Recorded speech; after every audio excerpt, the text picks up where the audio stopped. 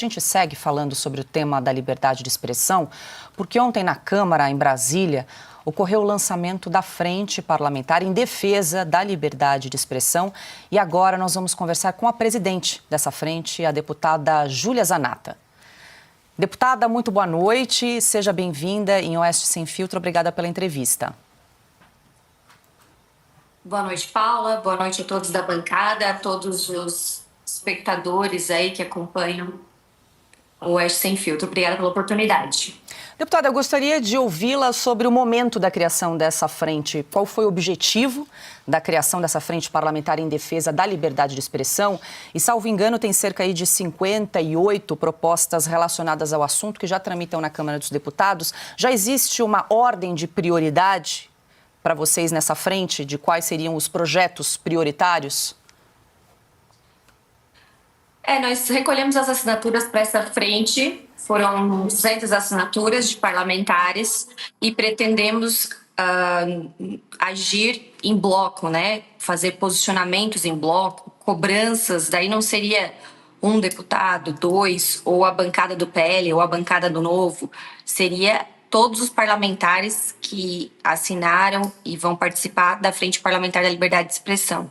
Então, ontem, durante o lançamento, eu anunciei, inclusive, que nós vamos até o Lira cobrar algumas prioridades, né, se é que ainda dá tempo nesse final do ano, mas também para o próximo presidente da Câmara dos Deputados, que nós vamos cobrar alguns projetos que tramitam já na Câmara dos Deputados e que devem ter um olhar da frente para que esses projetos possam tramitar tranquilamente na Câmara dos Deputados ou até com urgência, como muitas coisas que nem precisam de urgência tramitam na Câmara dos Deputados.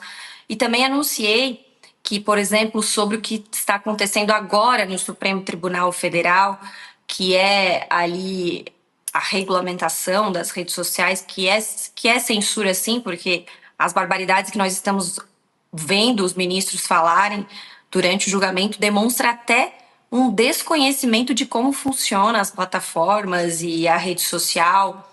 A gente vê que não querem evitar fake news ou desinformação, mas sim pincelar alguns alvos para calar. Então, nós vamos fazer um posicionamento, enviar a cada ministro do STF, tecnicamente demonstrando os problemas de fazer essa regulamentação e, quem sabe, até abrir algum tipo de conversa, se assim os ministros desejarem, né, sobre esse problema, o problema que pode ainda aumentar ainda mais, que é cerceamento da nossa liberdade de expressão.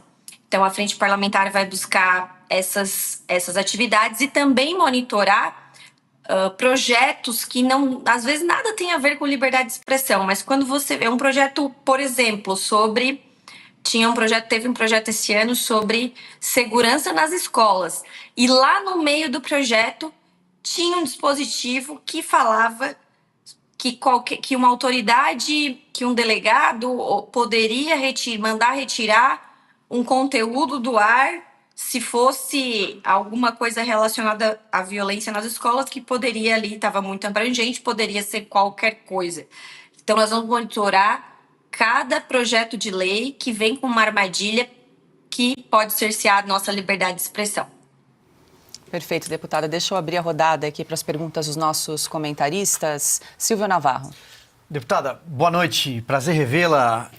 Deputada, a senhora poderia citar aqui alguns desses projetos? Eu sei que a lista é grande, mas alguns dos projetos de forma objetiva que foram levados, entregues já ao presidente Arthur Lira?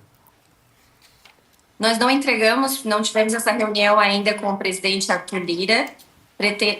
Pretendemos fazer na semana que vem, mas tem uma série, por exemplo, tem um projeto de decreto legislativo de minha autoria que barrava que sustava aquele centro de informação que foi criado agora para as eleições municipais, que inclusive inviabilizou a possibilidade dos candidatos patrocinarem, pagarem conteúdo no YouTube para fazer suas propagandas, porque o YouTube falou assim, não, com todas essas regras aqui, eu não consigo nem existir durante a eleição para um candidato, porque fica inviável.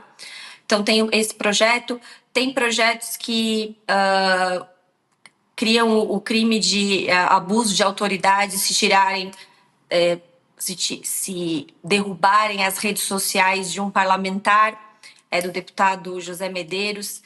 Tem o crime também de abuso de autoridade, é um PL do deputado Gilson Marques, que fala sobre crime de abuso de autoridade, tirar do ar qualquer rede social de qualquer pessoa.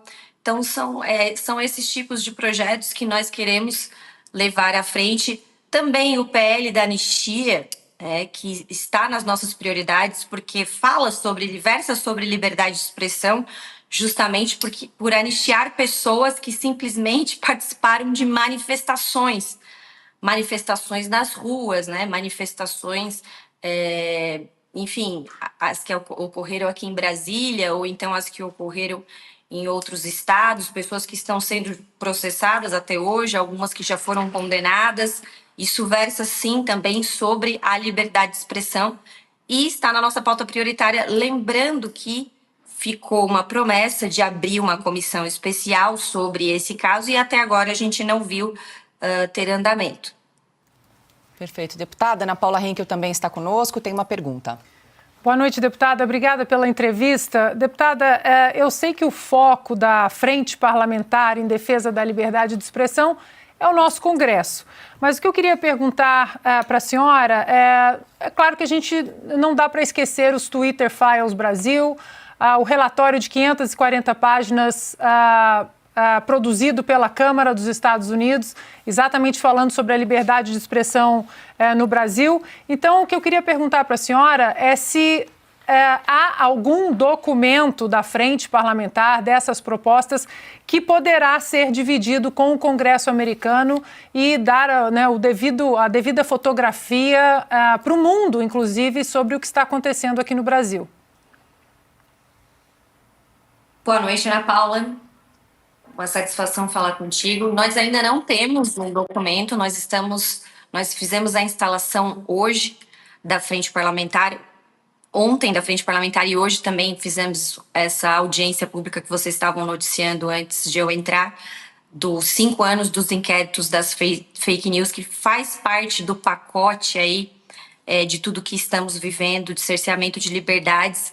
Mas ontem, no lançamento da frente, alguns participantes, né, estava o doutor André Marcília, alguém sugeriu que nós fizéssemos algumas atividades para divulgar o cerceamento da liberdade de expressão no Brasil em outros lugares. E com certeza, Estados Unidos, mais do que nunca, com a eleição do Trump, será um norte aí para a gente e nós podemos fazer esse documento sim, mas nós iniciamos os trabalhos ontem.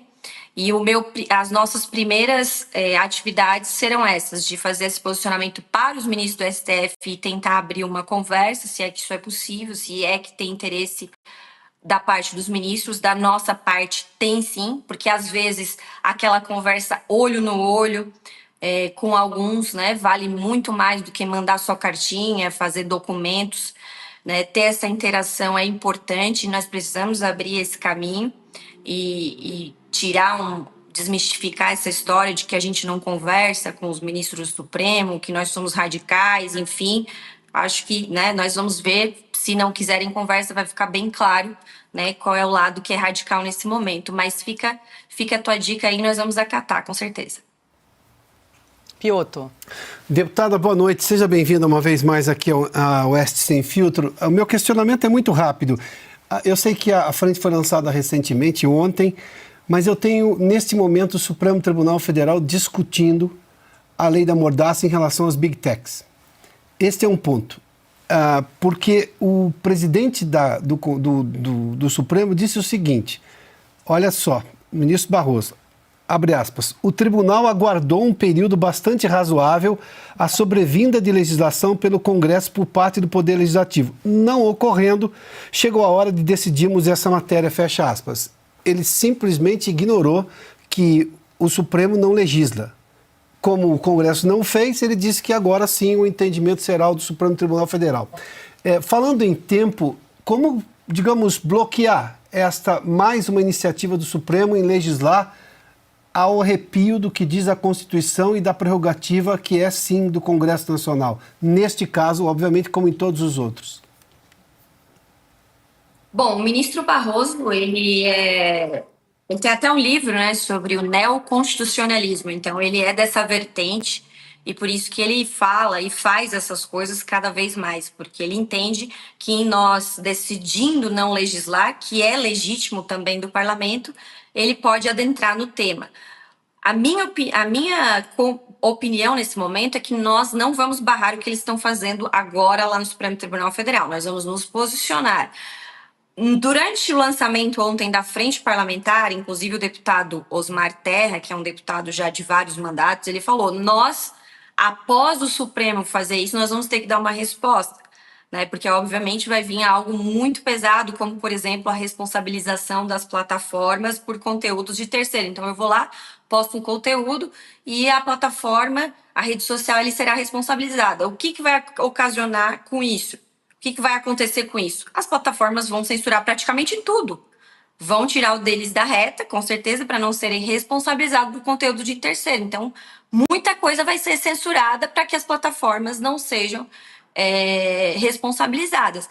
Então, na minha opinião, nós não vamos conseguir barrar. O Supremo vai fazer essa barbaridade que não existe nem em outros países mais autoritários, né, que já são países que são reconhecidamente, que não são democracias, não fizeram isso via judiciário e o Brasil está fazendo. Mas ontem, durante a frente, nós conversamos de fazer uma resposta, como foi no caso do marco temporal lá, e a gente fazer uma legislação, no caso, mais branda. Na verdade, isso foi discutido dentro do parlamento, na época que queriam pautar novamente o 2630 e que foi retirado de pauta.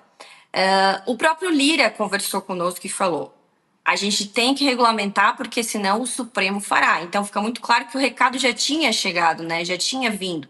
E é o que está acontecendo. Na minha opinião, eles estão preparando o terreno para a eleição de 2026. E aí pode acontecer o que aconteceu com o X, né? De derrubar o X, acontecer com qualquer outra rede social. E para mim é o plano perfeito, porque a própria Gleisi Hoffmann, que é presidente do PT, já disse que se não regulamentar, ou seja, censurar a rede social, eles estão trucidados. Então a tentativa deles vai ser deixar pessoas como eu, como o Nicolas, como Eduardo Bolsonaro, como Jair Bolsonaro, como outros nomes aí que acabam tendo voz, fora das redes sociais para tentar aí nos calar e deixar prejudicar eleitoralmente. Então nós vamos ter que talvez dar uma resposta que é fazer aquilo que a gente não queria fazer. Uma lei, uma regulamentação. Mas quem sabe será o caminho para fazer algo mais brando do que o Supremo Tribunal Federal fez.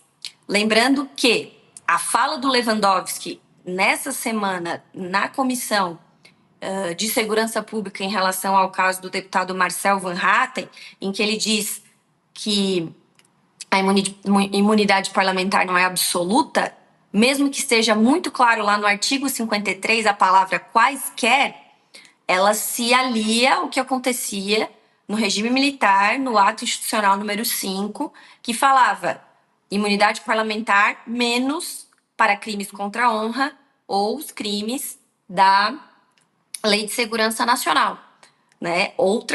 Outra coisa assim, então ele fala que é um progresso, mas não, é um retrocesso daquilo que eles falam, que tanto criticam, né? O que aconteceu no passado, mas estamos indo para esse caminho que nem o senhor falou aí no início, além do que ele se contradisse, porque hoje falei na audiência pública dos 5 anos do inquérito das fake news, eu falei ali, mostrei uma notícia que ele livrou o Paulo Pimenta de alguma ofensa, alguma coisa que tinha feito contra o Luciano Hang, usando o argumento da imunidade parlamentar. Então, assim, a imunidade parlamentar é relativa agora, só vale para alguns. Para mim não vale, eu tenho que me calar. Para o Paulo Pimenta ou para outros vale. Então, eles perderam a vergonha totalmente. Eles estão censurando, calando opositores. Como o doutor Enio Viterbo falou hoje na audiência do inquérito das fake news, e usou, inclusive, um livro do ministro Zanin para explicar isso, falando do lawfare, que é uma instrumentalização do direito para a perseguição de adversários políticos. E o doutor Enio Viterbo, ele pesquisa o Alexandre de Moraes, suas decisões, e ele enquadrou aí nesse lawfare.